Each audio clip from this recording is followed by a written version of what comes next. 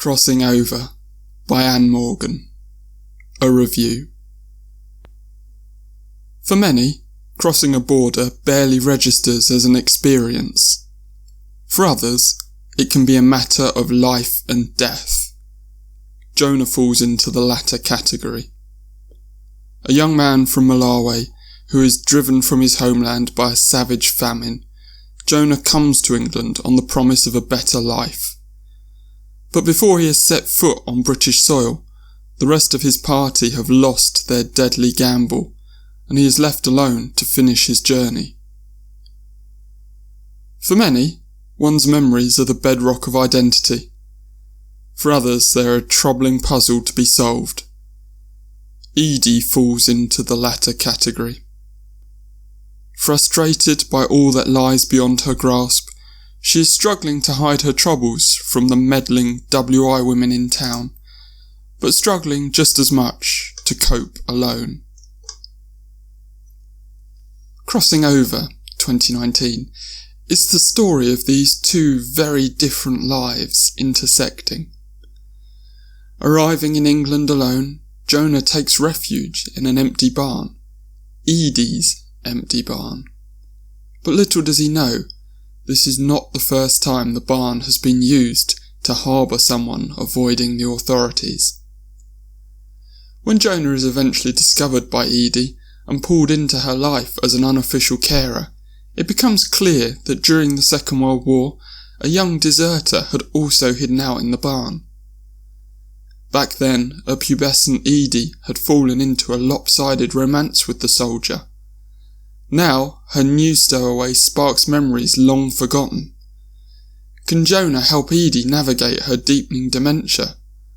And can he get himself to London and the life he was promised in England among these strange Mzungu people? From the story's blurb, it's fairly clear how the story will unfold. We have two lives that will be brought together, and an unusual but mutually beneficial connection will be formed. However, with the volume of media stories about failed crossings of the English Channel by desperate asylum seekers, it is no bad thing to have a story that begins to humanise the experience of the desperate folks who make such a perilous journey. Equally, those who suffered with dementia often do so out of sight. The parallels between Jonah's and Edie's current predicament are well drawn out without being heavy-handed. Both have felt the links to their past ruptured almost to the point of failure. Jonah struggles to contact his friends and family back home in Malawi, and when he does, he finds that it is not just his new geography that separates him from his previous life. Conversely, Edie is rooted in the same spot she has spent her past 70+ years, but her mind allows her only confused glimpses of her past. Whether spatial or temporal, the distance from the main character's pasts aches throughout their shared narrative. With two central characters experiencing such distinctive crises, it's a challenge for an author who won't have first-hand experience of either circumstance to write the characters sensitively. Anne Morgan does this.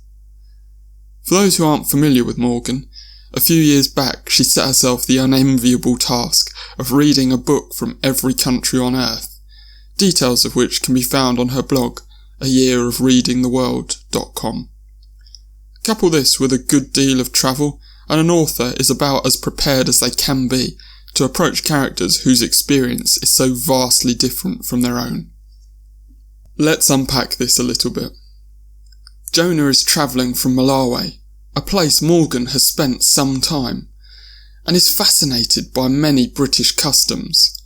It's amusing and tender to find him perplexed by so many of these, and one can't help but smile when he mishears Edie's name and refers to her as E.T. for most of the story.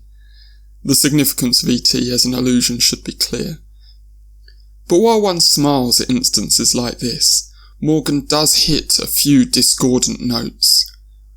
These tend to come not in the dialogue of her characters, but when she makes use of free, indirect discourse. Here we find prose that squeezes odd words, like gelatinous, for example, or colloquial phrases into Jonah's voice. For a character that is often baffled by the nuances of the English language, this feels awkward. However, Crossing Over is only available as an audiobook currently, which makes it a little harder to determine what comes from the page and what comes from the actor's interpretation in terms of whose pattern of speech the narration is mimicking. By contrast, Edie is roundly a success. Her defiance, her jumping self-identity that frequently skips back to her as a young woman, her swings of mood, all are handled well. When she, internally, ferociously chastises her friends of many decades for small mistakes, it is amusing and evidence of both her current and previous selves.